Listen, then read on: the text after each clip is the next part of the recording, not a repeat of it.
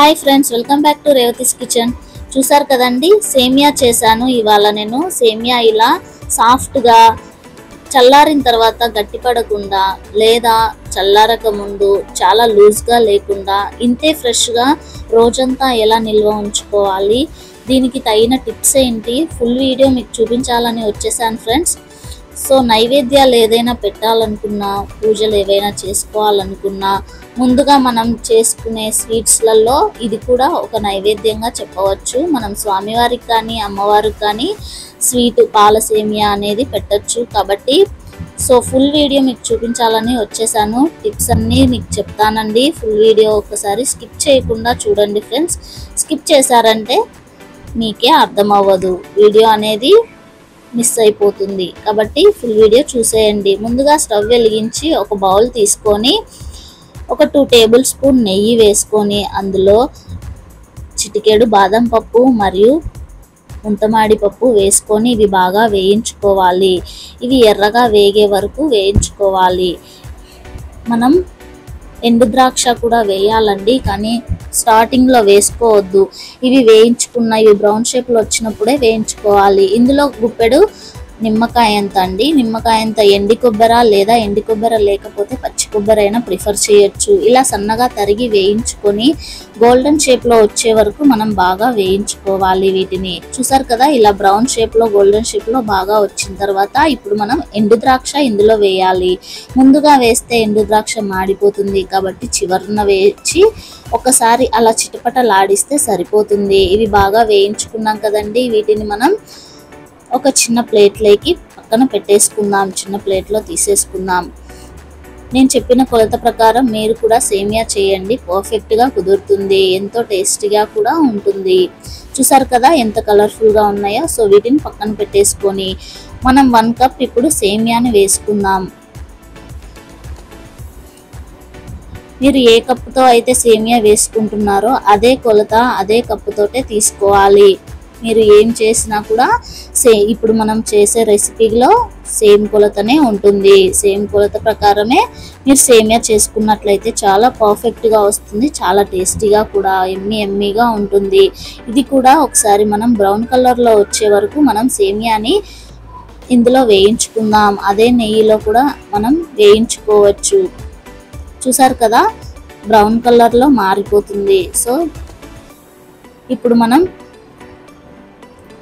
ఇందులో మనం తీసుకున్నాం కదండి, ముందుగా మనం తీసుకున్న కప్పు ఉంటుంది కదా, ఆ కప్పుతో 1 కప్ సేమియాకి 3 కప్స్ వాటర్ వేసుకుందాం. చూసారు కదా, ఇలా గోల్డెన్ షేప్లో వచ్చే వరకు బాగా వేయించుకోవాలి. ఇప్పుడు మనం తీసుకున్న సేమియా కప్పు ఉంటుంది కదా, ఈ కప్పుతోటే 3 కప్స్ వాటర్ క్వాంటిటీ అనేది మనం తీసుకోవాలి. ఇప్పుడు అందులో మనం వాటర్ అనేది వేసుకుందాం. ఈ వాటర్ తోటి ముందుగా సేమియాని మనం ఉడికించుకోవాలి. ఇప్పుడు షుగర్ అనేది ఇప్పుడు మనం వేసుకోకూడదండి. సేమియాలో షుగర్ వేసుకుంటారు కదా, స్టార్టింగ్లో షుగర్ వేసుకుంటే సేమియా అనేది ఉడకకుండా అలాగే ఉంటుందండి. కాబట్టి షుగర్ అనేది లాస్ట్లో మనం వేసుకోవాలి. దీన్ని ఒక 10 మినిట్స్ పాటు బాగా ఉడికించుకుందాం. మూత పెట్టేసుకొని ఒక 10 మినిట్స్ పాటు ఉడికించుకుందాం. పక్కన మరో స్టవ్ పెట్టుకొని మనం తీసుకున్న బౌల్ తోటి 2 కప్స్ అండి, 2 కప్స్ పాలు వేసుకోవాలి. పాల క్వాంటిటీ నేను 1/2 లీటర్ పాలు క్వాంటిటీ అనేది తీసుకుంటున్నాను. ఆవు పాలునే నేను ప్రిఫర్ చేసుకుంటున్నాను. నైవేద్యం దాని కోసం నేను ఇప్పుడు పాయసం అనేది చేస్తున్నానండి. కాబట్టి నైవేద్యానికి ఆవు పాలే ప్రిఫర్ చేస్తారు, కాబట్టి నేను ఆవు పాలు తీసుకుంటున్నాను. మీరు నార్మల్గా చేసుకోవాలనుకుంటే బర్రె పాలైనా ప్రిఫర్ చేసుకోవచ్చు. ఇప్పుడు నేను 1/2 లీటర్ అనేది క్వాంటిటీ అనేది తీసుకుంటున్నాను. మీరు 1/2 లీటర్ క్వాంటిటీ మీకు తెలియకపోతే మనం ఏదైతే బౌల్లో మనం సేమియా తీసుకుంటున్నామో సేమ్ అదే బౌల్లో 2 కప్స్ మనం మిల్క్ అనేది వేసుకోవాలండి, పాలు అనేది తీసుకోవాలి. ఇప్పుడు ఒకసారి మూత తీసి చూసేసుకుందాం. చూసారు కదా, ఉడుకుతుంది బాగా. ఇది బాగా ఉడికించుకోవాలండి. ఇంకొక 2 మినిట్స్ పాటు బాగా ఉడికించుకుందాం. ఒకసారి మూత తీసి దీన్ని ఒకసారి టెస్ట్ చేసుకుందామండి.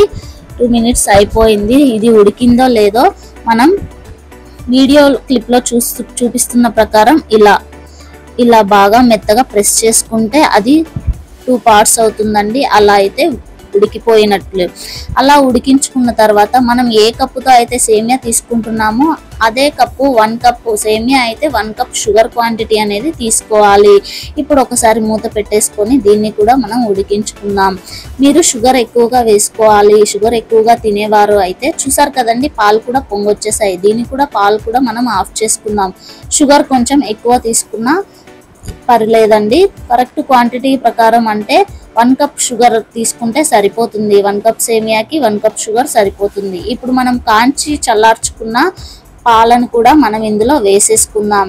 పాలతో పాటు సేమియాని ఉడికించుకుందాం బాగా. ఇది పాలన్నీ సేమియాకి వచ్చేలాగా మనం బాగా ఇది ఉడికించుకోవాలి. ఇప్పుడు ఒక 5 మినిట్స్ పాటు ఇలా ఒకసారి బాగా కలుపుకొని మనం ఫస్ట్ డ్రై ఫ్రూట్స్ అన్నీ తీసుకున్నాం కదండి, డ్రై ఫ్రూట్స్ని కూడా ఇందులో వేసేసుకుందాం.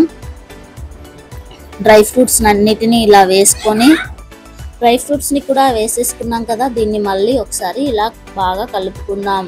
బాగా ఈక్వల్గా కలిసేట్టుగా మనం కలుపుకుంటూ ఉండాలి.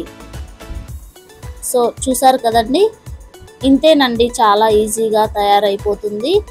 రెసిపీ అనేది చాలా ఈజీ. మీకు ఒకసారి మళ్ళీ చూపిస్తాను. చూసారు కదా, ఇలా విరిగిపోతే బాగా పర్ఫెక్ట్గా తయారైపోయినట్లే మనకు సేమియా, పాల సేమియా అనేది. చాలా ఈజీ అండి, చాలా సింపుల్గా మనం తయారు చేసుకోవచ్చు.